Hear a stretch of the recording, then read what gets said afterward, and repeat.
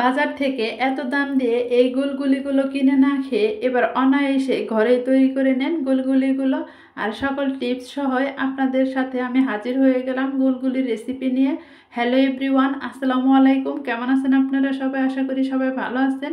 আমি টাঙ্গাইল থেকে বলছি সীমা। আপনারা দেখছেন আপনাদের পছন্দের ইউটিউব চ্যানেল সীমা সংসার। আপনাদের সবাইকে স্বাগতম। আবার হাজির হয়ে গেলাম নতুন আরেকটি এপিসোড নিয়ে। আজকে আমি করে দেখাবো একদম টিপস সহ পারফেক্ট গুলগুলি রেসিপি বানানোর জন্য এখানে আমি 2 কাপ পরিমাণ ময়দা নিয়ে নিয়েছি। এখানে কিন্তু অবশ্যই ময়দাটা নিতে হবে, চাউলের গুঁড়ি নিলে কিন্তু হবে না। অবশ্যই ময়দাটা মেপে নেবেন প্রথম অবস্থায়। আর আমি এই কাপ দিয়ে মেপে নিছি, কাপটা আপনাদের সাথে শেয়ার করি। এই কাপটা আপনাদের যে ঘরে 4 কাপ আছে 4 কাপের মাপেই হবে। আর আমি প্রত্যেক ভিডিওতেই বলে দিই যে এই কাপটা আপনাদের ঘরের 4 কাপের মাপেই হবে, কারণ অনেক সময় অনেক নতুন বন্ধুরা দেখে, ওনারা বুঝতে পারবে না, সেই জন্যই বলি। তো প্রথমে আমি এইখানে একটা শুকনা প্লেট নিয়ে নিলাম। এই প্লেটে আমি ইস্টটা ঢেলে দিব। এখানে কিন্তু এই ইস্ট দিতে হবে 1 চা চামচ পরিমাণ। যেহেতু 2 কাপ ময়দা নিয়ে নিছি সেই জন্য 1 চা চামচ পরিমাণ ইস্ট দিলেই হবে। এই ইস্টটা আপনারা যে কোনো মুদির দোকানে পেয়ে যাবেন। এখানে ইস্টটা দিয়ে দেওয়ার পর হালকা কুসুম গরম পানি দিয়ে নিতে হবে। আর এখানে গরম পানিটা এরকম হতে হবে, হাতের আঙ্গুল যেন ডুবিয়ে রাখা যায় এরকম গরম পানি নিতে হবে। আর যদি একদম ফুটন্ত গরম পানি নেন তাহলে কিন্তু ইস্টের অ্যান্টিবায়োটিক নষ্ট হয়ে যাবে। সেই জন্য কুসুম কুসুম গরম পানি নিয়ে ইস্টটা ভালো মতো গুলিয়ে নিতে হবে।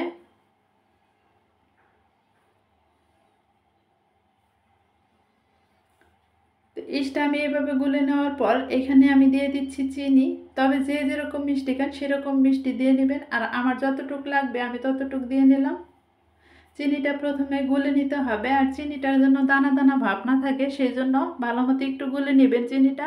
আর এই পর্যায়ে পানিটা একটু কমিয়ে দিবেন, দিয়ে তারপর চিনিটা দিবেন। যদি বেশি পানি দিতে যান তাহলে চিনির থেকেও কিন্তু পানি উঠে আসবে, তাহলে আপনার ব্যাটারটা পাতলা হয়ে যেতে পারে। তবে চিনির মধ্যে একটু ময়লা ছিল, সেটা আমি উঠিয়ে নিচ্ছি।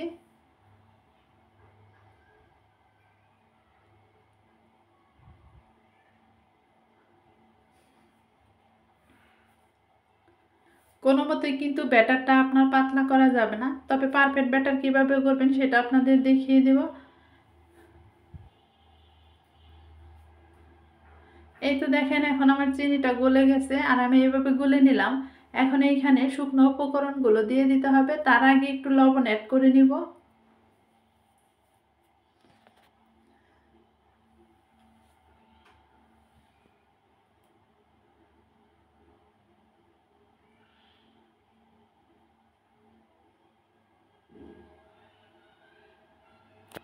এই তো আমার গুলে নেওয়া শেষ হয়ে গেছে। এখন এখানে আমি লবণ দিয়ে নিচ্ছি, আর সাথে সাথে দিয়ে দিচ্ছি এখানে 2 কাপ ময়দা।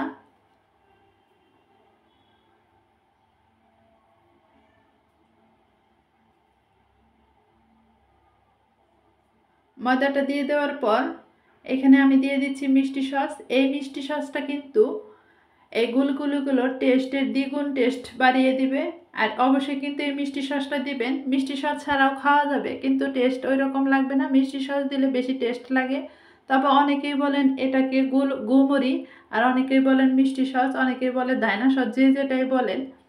আর সাথে সাথে এখানে আমি দিয়ে দিচ্ছি বেকিং সোডা। এখানে কিন্তু বেকিং পাউডার দেওয়া লাগবে না, বেকিং সোডাই দিতে হবে। আর খাবার সোডাও কিন্তু দেওয়া যাবে না, বেকিং সোডা দিয়ে নেবেন। এখানে আমি 2 কাপ ময়দার জন্য 1 চা চামচ পরিমাণ বেকিং সোডা দিয়ে নিচ্ছি। আর এখন আমি এইখানে এইভাবে গুলে নিলাম, হাত দা চটকে চটকে একটু সময় নিয়ে গুলে নিতে হবে।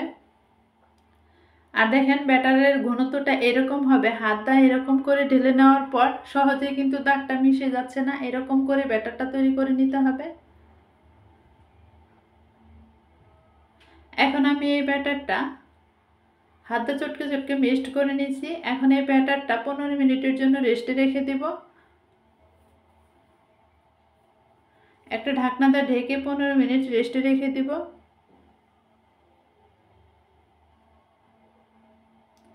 তো ফাইনালি আমার 15 মিনিট হয়ে গেছে। আর আমি ঢাকনাটা খুলে নিলাম, খুলে নিয়ে আবার হাত দিয়ে একটু চটকে চটকে মেখে নিব। এর ভিতরে যেন কোনো রকমের ময়দার দলা দলা ভাবটা না থাকে, একদম মসৃণ করে নিতে হবে।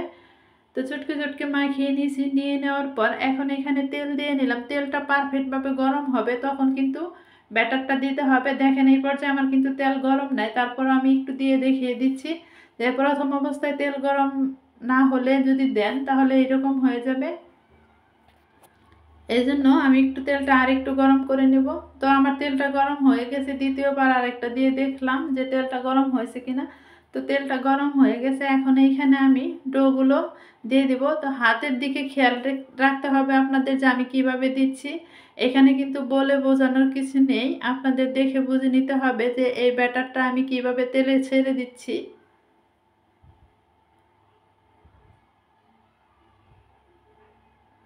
এই তো দেখেন একটা একটা সবগুলো আমি এইভাবে দিয়ে নেব। আর এইভাবে দিলে এই গুলগুলিগুলোর কোনো রকমের লেজ বের হবে না। আর এলোমেলোভাবে যদি দিতে দেন তাহলে গুলগুলির থেকে লেজ বের হয়ে যাবে। আর দেখেন কতগুলো হয়ে গেছে, লালচে কালার যেগুলো হয়েছে সেগুলো উঠিয়ে রাখবো।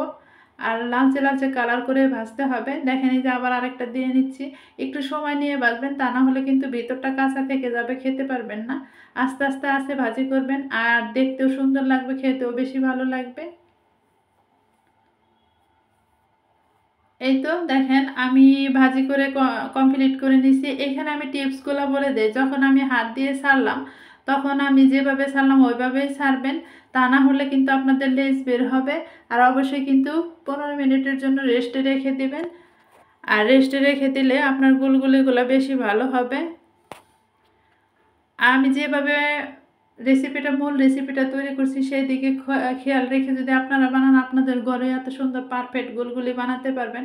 তবে সবগুলো গুলগুলি কিন্তু আমার পারফেক্ট হয়েছে, আর ভেতরটাও অনেক সুন্দর হয়েছে। তবে আমি একটা আপনাদের কেটে তারপর দেখিয়ে দিচ্ছি যে ভিতরটা কতটা সুন্দর হয়েছে।